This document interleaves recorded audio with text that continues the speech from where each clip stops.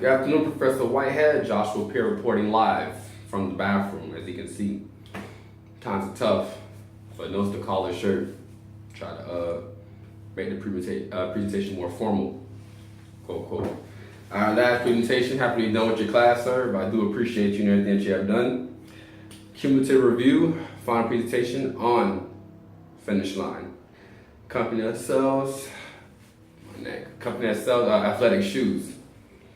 So just gonna give you like a cumulative review. Financial statement, chapter 13. I spoke on the company's liquidity and its position in the stock market. And that's gonna be the bulk of my presentation, because the stock market tells you how valuable the company is. So as I stated in the last video, the liquidity didn't fluctuate too much, only a couple $100,000 from 15 to 16. 15 was actually a better year statistically than 16.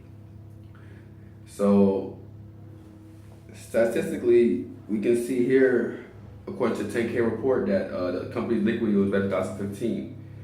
But there's some fluctuation, as I said, because of like things going on in the world. They outsourced the company, outsourced the work. So if like there's a war going on in the Middle East or whatever, and their farm is there, or a plant is there, that affects the quality and the labor of their shoe or whatnot. But basically the financial statement, they can go in a positive route by selling Jackrabbit, which is a place, like a company that they outsource their shoes to, but they have to make more investments in customer service and also in Macy's. Macy's, they also outsource their shoes to. Jackrabbit, not that much of a success. If you look at the stats that I investigated, they're not that much of a success. As a matter of fact, Finish Line is planning on selling them because they're not bringing in the invested money that they estimated or that they were hoping for. So they're pretty much going to be sold. They're pretty much going to be sold, excuse me. Allergies, also high, also sick. But Macy's, they bought them around 2014, or got the contract 2014. They seem to be holding up quite well with Macy's. Macy's really boosted up their investment. So for the financial statement, yes, they're doing okay with the liquidity and also their position in the stock market. I mean, they're pretty average. And I'm gonna get to the stock market analysis last. Like I said, that's the bulk of my presentation. So now, when we go here, performance evaluation. As far as the budget, they have a high turnover ratio for hourly employees. Managers, store managers, assistants, employees, clerks, shoe sellers, high turnover. High turnover leads into what? More training. More training leads into more what? More money. When you have a consistent employee, then there's less money being invested into that employee, and that employee continues to grow. So one of the things that they realized was that the salary might be too low, because they do pay minimum wage for like the people that's working on the floor. And also the customer service, they said in turn that might have to do with the customer service, because over time their prices have been fluctuating. But they noticed that their employee longevity also fluctuating. So their performance evaluation, they might be doing good like on the boards, but as far as customer service, slacking. I'll just say that for the most part. So we'll turn so I can get to the main point. Planning for profit and cost control. Let go of Jackrabbit. Keep Macy's. Macy's making you profit. Cost control, profit control, better employees, better customers, better service. Probably less theft too, because employees will watch out for people stealing whatever. You know, theft is a high situation everywhere. I'm pretty sure they receive a lot of theft somehow, some way. So if they want to plan for profit and cost control, they have to reinvest in the company, reinvest in the people. I looked at their stock, and this is what I really want to say. Their stock, according to NASDAQ, I'm looking at a 5-year span. In 2013, their stock was roughly $23 US. 2012, was roughly 21 US dollars, 22. 2013, it took a dramatic drop to $18. 2014, it spiked up to $27. So let's stop right there. Why?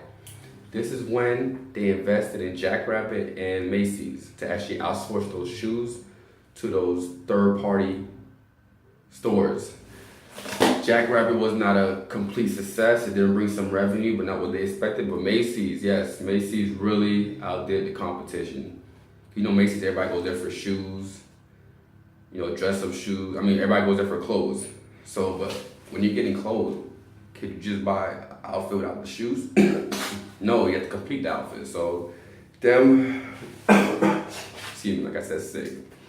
Them outsourcing or getting a contract to Macy's and somewhat Jackrabbit, that really saved their financial status or their actual longevity of their company. That's why 2014 they took a big boost. 2015 they took a small dip. They went down to $24. If you notice on the report, when I was comparing the 10K 2015 and the 10K 2016, customer service, they're making more money, but they're not paying their employees. No happy employees, no happy customer service, no happy customers. So I feel like that played a dramatic role in what they were doing because the shoes don't change. The company that makes the shoe doesn't change, which is like in India or whatever. But when they get brought over here, something happens. So the situation is here. But as they stated, they have a high turnover ratio with employees. So a lot of hiring, a lot of firing, a lot of waste of money. 2016, I guess they did not address that situation. They did to roughly $18. 2016 currently. Why? Actually, they're not. They're roughly $18 2016 in the beginning of that year. Why? They haven't addressed the issue. So, I mean, yes, Macy's making the money, but they might have to have an actual finish line employee go to Macy's and oversee that operation. What I mean is like have a representative there, so when the when the customers from Macy's go inside the finish line store inside Macy's, they can have somebody that knows about the shoes there, and hopefully a happy employee, so better customer service, more better customers. So currently, according to NASDAQ, the finish line is worth $23 per share right now. So it went up a little bit because in the beginning of 2016 it was like 18. But they invest in customer service, promote Macy's with the outsourcing, they can have a good chance of being one of the premiers. I mean, they're a premier company, but being like the #1 shoe athletic apparel selling company. So that's pretty much it. I mean, customer service plays a big role. Hourly employees, like the companies built foundation to hourly employees. They take care of those, take care of Macy's. I see longevity in the group. I mean, in the actual store. And let me make sure I answer all your questions. Yeah, financial stability, pretty financially stable. I mean, they're making it. They're a over $100 million company. So they're making it. Longevity, yeah, they've been here for a while. They'll continue to be here.